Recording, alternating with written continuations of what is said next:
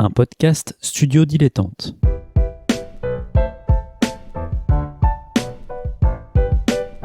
Donc ce que vous proposez comme d'habitude, c'est de la poudre de perlimpin. La République, c'est moi! Et je ne me laisserai jamais entraîner par un opportuniste dans cette voie-là. Allez, rangez vos mines boudeuses, rangez vos discours de rageux. Restons polis, le podcast qui explique calmement la politique. Bonjour à toutes et à tous et bienvenue dans Restons Polis, le podcast qui vous explique calmement et sans prise de tête la politique.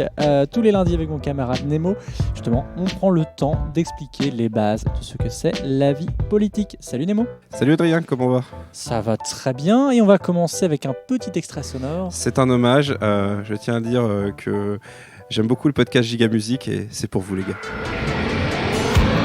Toujours plus loin, plus fort, plus vite, jusqu'au bout de l'extrême limite.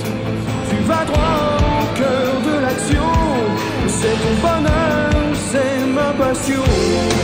Dans l'effort, tu es si belle. Le désir nous donne des... Tellement giga.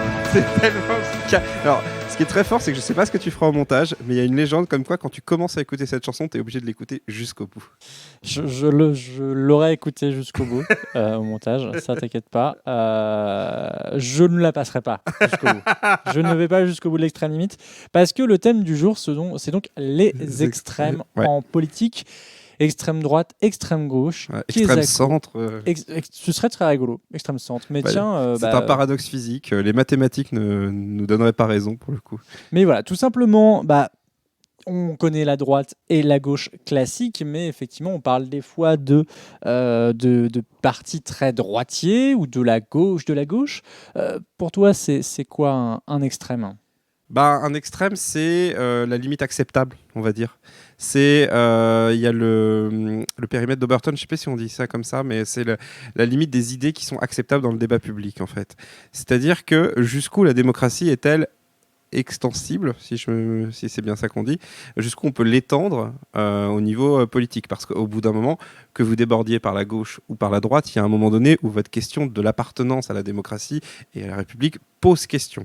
Donc voilà, je pense que ce serait une définition, comme si je devais donner ma définition, en tout cas, ce serait celle-là.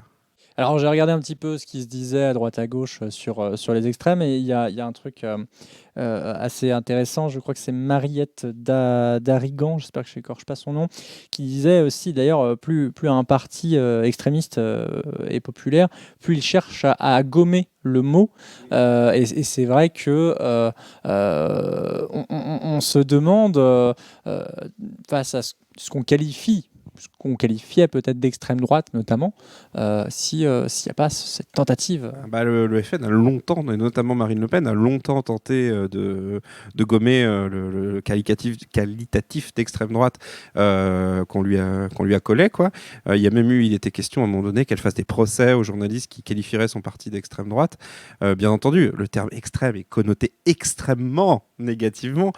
Pour le coup, c'est pourquoi, à part je suis extrêmement motivé ou je suis extrêmement dans l'action, engagé, etc. Mais oui, présenter en disant bonjour monsieur machin, madame truc, vous faites partie d'un parti d'extrême gauche, d'extrême droite, etc. Tout de suite, ça disqualifie l'interlocuteur. Et autant ça peut servir au début à un parti politique à se montrer en rupture avec ce qui est courant. C'est-à-dire, oui, je suis d'extrême, donc je ne suis pas les autres. On se définit par ce qu'on n'est pas, mais à partir du moment où l'on veut sérieusement progresser en politique, on ne peut plus uniquement se définir par ce qu'on n'est pas, mais par ce qu'on est, et le qualitatif d'extrême ne peut pas correspondre à quelque chose que l'on est si l'on espère devenir populaire. Donc si j'essaie de résumer un peu ta pensée, c'est que ce qui caractérise tout d'abord un parti d'extrême, qu'il soit de droite ou de gauche, c'est un positionnement anti-système, anti-république. En fait, en réalité, c'est comme les mouvements en physique, c'est-à-dire c'est l'observateur qui définit le qualitatif utilisé. C'est-à-dire que si, par exemple, je parle à quelqu'un qui fait partie, on va dire, des Républicains, et que je lui dis « moi, j'ai voté pour Philippe Poutou », il va me qualifier d'avoir voté pour un parti d'extrême gauche. Alors que si j'en parle à quelqu'un qui a également voté pour ce candidat, il se dira « ah non, nous, on n'est pas d'extrême gauche, on est de gauche ». où on est, autre définitif, autre qualitatif. Souvent, le qualitatif d'extrême est utilisé pour caricaturer, ou en tout cas exprimer une distance, forte distance avec son interlocuteur, ou avec celui qu'on cherche à définir.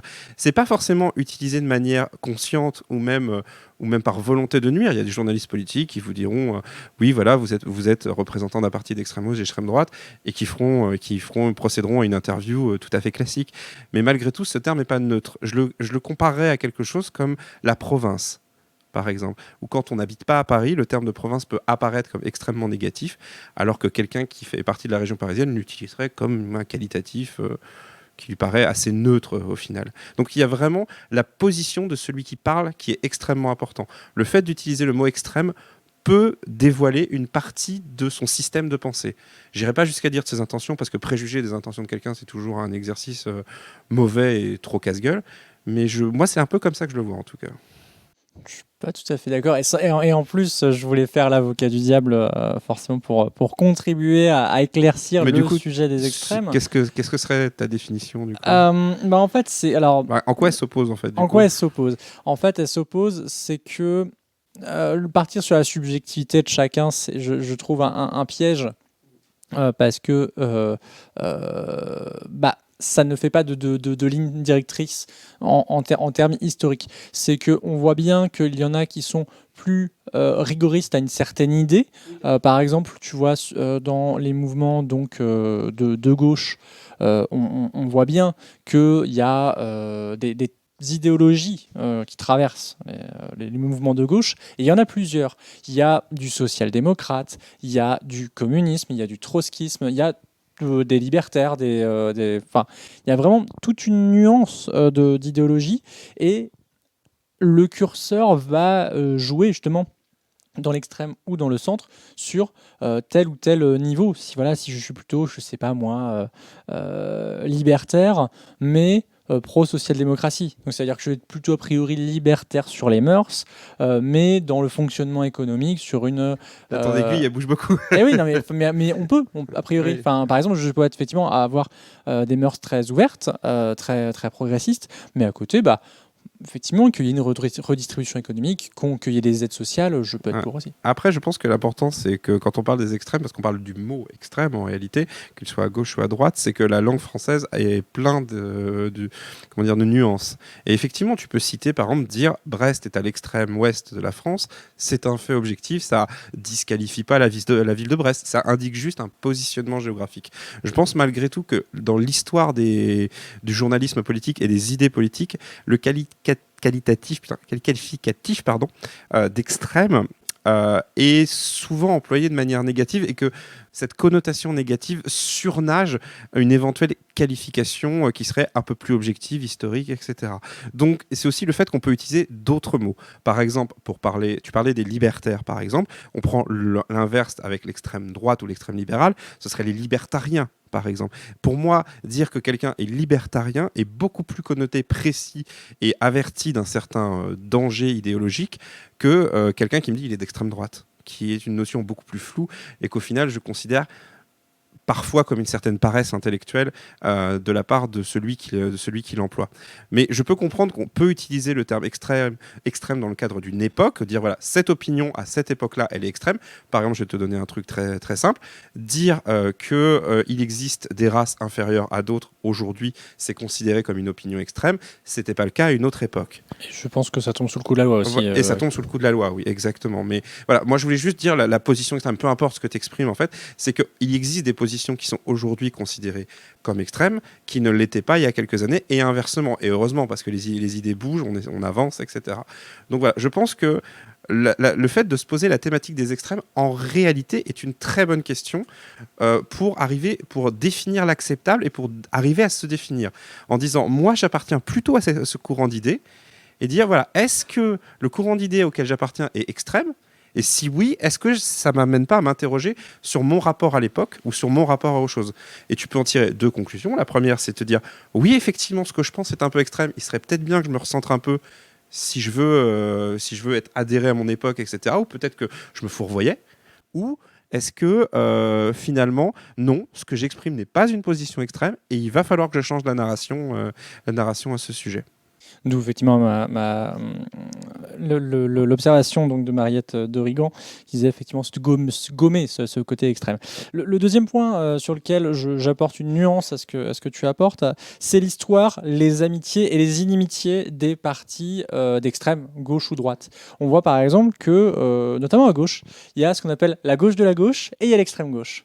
Il y a toute, en fait, et il y a notamment cette partie de donc la gauche de la gauche. La gauche radicale, on dit souvent. Oui, alors donc quand je dis ça, c'est le Parti communiste, le parti de gauche, qui sont donc à la gauche du Parti socialiste. Et voilà, la France insoumise, qui aujourd'hui en est une représentation également. Et voilà, et donc on est donc sur des gens qui refusent l'héritage donc du Parti socialiste, notamment la grande alliance des années 80 avec Mitterrand, ou donc Mitterrand, Parti socialiste, qui s'était allié avec le Parti communiste, etc. Mais c'est parce que le Parti communiste était très puissant à l'époque. Il faut aussi le rappeler. Donc voilà, une grande alliance. Et on a vu ce que ça a donné les années Mitterrand, avec un gros virage à droite au bout de quelques années de mandat. Ouais. Et donc il y a eu ce traumatisme. Donc on parle de la gauche parce que c'est des gens qui étaient alliés avec le PS, qui ne le sont plus, mais qui partagent certaines idées, en tout cas en termes de social-démocratie. Et puis, il y a l'extrême gauche, où là, on arrive effectivement sur des gens qui sont vraiment type NPA, Force ouvrière, Force ouvrière. Le Parti du travail. Le Parti du travail. Enfin, il y a toute une constellation. Et en fait, on retrouve à peu près la même chose à droite. Il y a la droite de la droite. Alors, il y a cette espèce de champ maintenant qu'est le Rassemblement national, mais le Rassemblement national et le Front national avant a toujours été une constellation de partis d'extrême droite. Et on en a parlé dans le numéro sur Marine Le Pen, qu'on vous encourage à réécouter. C'est très difficile de classer le Front National, puisque même géographiquement, ils ne pensent pas la même chose. C'est ça. Et je rajouterais aussi dans les notes de l'émission tout un tas de contenus, et notamment une émission de Binge Audio sur toute cette constellation néofasciste qui est une composante vraiment extrême de la droite. Et c'est assez intéressant de voir comment il y a ça qui pousse à l'extrême droite et la droite traditionnelle, les Républicains, commencent à chasser sur les terres du Rassemblement national. C'est-à-dire qu'avant, les Républicains étaient censés être l'union de la droite et du centre. Aujourd'hui, c'est l'union de la droite et des droites, en fait.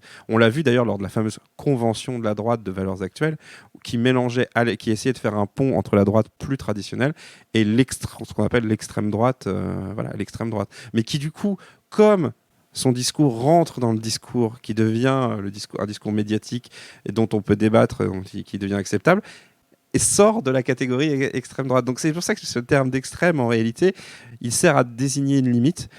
Et cette limite, il faut, pour moi en tout cas, et il y a certes, comme tu disais tout à l'heure, très important, une notion historique, etc., pas oublier l'histoire des idées, etc., mais je pense qu'on ne peut pas oublier non plus qu'il désigne également les limites acceptables des pensées politiques de celui qui les prononce. Même si, et là je vais vraiment faire cette précision, ce mot est également utilisé dans des expressions journalistiques dont on ne peut pas, parce que le journaliste ou la journaliste utilise ce mot, déduire qu'il pense ceci ou qu'il pense cela, ou qu'il dédaigne ceci ou qu'il dédaigne cela. C'est également, comme je disais, une facilité. On arrive au bout du temps imparti. C'est l'extrême limite. C'est l'extrême limite, exactement. Je voulais juste revenir aussi sur une expression. On dit souvent que les extrêmes se rejoignent. À ton avis, pourquoi cette phrase ? Parce que tu connais l'expression, un électeur du Front National, c'est un communiste qui s'est fait dévaliser 3 fois. Je ne connaissais pas cette blague. D'accord, on disait ça quand j'étais un peu plus jeune, mais c'est... En fait, en réalité, ceux qui pensent ça sont souvent des gens qui sont dans une expression assez modérée, centriste, etc., qui pensent qu'en réalité, quand on est dans l'extrême, on peut très vite basculer d'un cran à l'autre, même si les idées sont diamétralement opposées, parce qu'on est dans cette notion d'extrême. C'est une pensée qui existe. Hein. Moi, je la valide pas. Je la valide pas. Je la valide pas, mais je dis juste que cette pensée existe et qu'on peut voir que effectivement, il y a eu des parcours politiques où des personnes de la France insoumise se sont mis à adhérer du jour au lendemain au Rassemblement national, ou que même des électeurs du Front national ont pu voter pour Jean-Luc Mélenchon parce qu'il représentait une figure autoritaire et nationaliste en quelque sorte. Mais voilà, il y a, je pense, cette idée, quand on dit les extrêmes se rejoignent, à la fois une façon... On le veut, en quelque sorte, parce que comme on représente un camp modéré, on voudrait que ces gens-là se rejoignent dans une espèce de marasme de soupe auquel il ne faudrait pas toucher. Et en même temps, il est indéniable que quand on a une pensée radicale, enfin une pensée ultra radicale, extrémiste, etc., il n'est pas impossible de se dire qu'une personne peut basculer dans un camp ou dans un autre, même si c'est très, très loin d'être une majorité des gens qui sont dans ces mouvements, qui sont souvent des militants ultra politisés pour le coup, et qui savent très bien où sont leurs racines. Ouais, je nuancerai à cet aspect-là parce qu'il y a des valeurs. Alors, c'est très étrange de le dire, mais effectivement, il peut y avoir quand même des valeurs communes, et je pense notamment la valeur travail. Et la nation. Et la nation, effectivement. La notion vraiment de groupe. Essayer de s'identifier à un groupe est très, très prégnant. Et de même que le culte du chef, d'ailleurs, ou de la personnalité. Du grand soir. Même si c'est pas les centristes et les partis de gouvernement sont pas non plus étrangers à ce genre de trucs. Ils sont pas. Mais c'est moins leur culture. Il faut quand même le reconnaître. Et juste pour terminer très rapidement, il y a une phrase à l'extrême gauche qui tente de résumer ce non-pont entre eux et l'extrême droite, qui est de dire qu'on est les fâchés, pas les fachos. Oui, il y a ça. Et en fait, là où je voulais en venir, c'est que je pense notamment, j'avais une discussion avec un étudiant en sciences politiques qui me disait que dans le Nord, en fait, comment on explique ce basculement, c'est qu'avant, il y avait tout un réseau, notamment associatif, qui venait plutôt du Parti communiste, de l'extrême gauche, donc, qui était très présente et qui aidait socialement, en fait, sur place. Et puis, quand la gauche s'est crachée, notamment avec le mandat électoralement, du coup, tout ça a disparu. Et puis, la chute du mur, et puis la chute du communisme globalement, effectivement, il y avait le travailleur, cette question du travailleur. En même temps, quand tu écoutes certains anciens discours du Parti communiste, le travailleur immigré, c'était pas forcément le copain. Oui. Et donc, du coup, ça paraît une certaine logique de passer de l'autre bord de l'extrême droite. Les idéologies sont parfois assez floues lorsque la colère est nette. Oh, je viens de l'apprendre, je viens de la trouver, je suis très content. C'est une très très belle. C'est une citation de fin, non je déconne. Ça pourrait. Tu vois, j'étais plus sur du Rosa Luxembourg, mais oui, écoute, ça pourrait. Bien Nemo, merci beaucoup. Merci Adrien. Merci à Suzy Q pour le générique. Donc vous retrouvez toutes les notes dans la page de l'émission. Voilà. Vous nous retrouvez aussi sur YouTube. Ouais, j'ai une chaîne YouTube dont on peut pas vous donner l'URL parce qu'elle est imprononçable. C'est ça, mais tapez Restons Polis, vous nous trouverez. Et en attendant, donc lâchez des pouces bleus. Hein? Lâchez des pouces bleus, envoyez-nous de la YouTube Money, tout ça. Ah non, on est démonétisé. Parfois, pas tout le temps. Alors avec l'extrême limite, on va voir. Donc Rosa Luxembourg disait: tâche à vous de demeurer un être humain, c'est là l'essentiel, et ça veut dire être solide, lucide, gay, oui gay, malgré tout le reste. On espère en tout cas qu'on vous a aidé à l'être. À bientôt. À la semaine prochaine.